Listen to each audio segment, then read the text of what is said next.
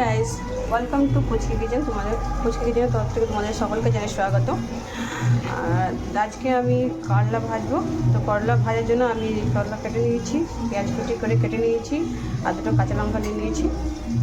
তো করলাটা তোমাদেরকে ভেজে দেখাবো রেসিপিটা।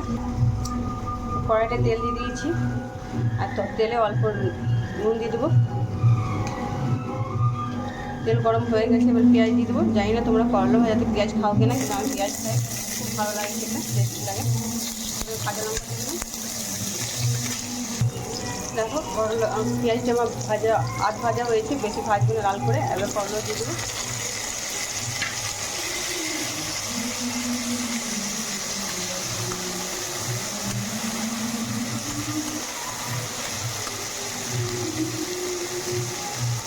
এইভাবে অল্প অল্প আঁচ করে ভেজে নেবো করলাটাকে।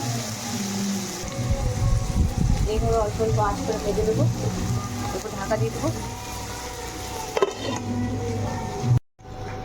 দেখো করলাটা অনেকটাই ভাজা হয়ে গেছে।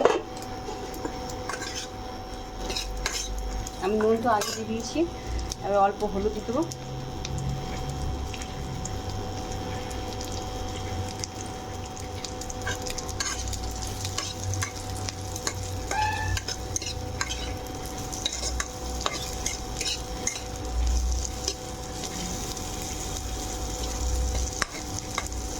একদম কড়া কড়া করে ভেজে নেবো। এটা কী হবে, তিতা লাগবে না।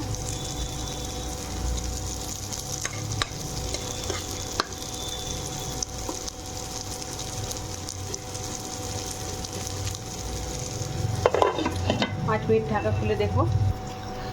5 মিনিট হয়ে গেছে, এবার ঢাকাটা খুলে দেখবো। দেখো অনেকটা লাল লাল করে ভাজা হয়ে গেছে।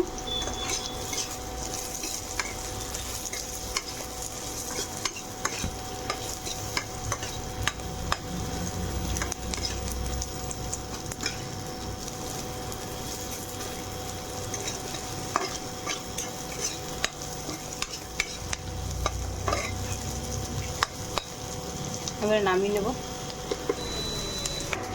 একটা ছোট্ট প্লেটের মধ্যে রেখে নেব।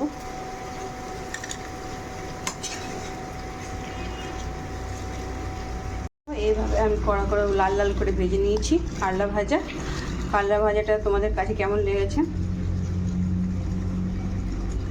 রেসিপিটা দেখে লাইক কমেন্ট শেয়ার করবে, এবং ভালো লাগে থাকলে একটা সাবস্ক্রাইব করে দিও। ধন্যবাদ। দেখো একদম ছুট হয়ে যাবে, খুব কড়া কড়া ভাবে ভেজেছি।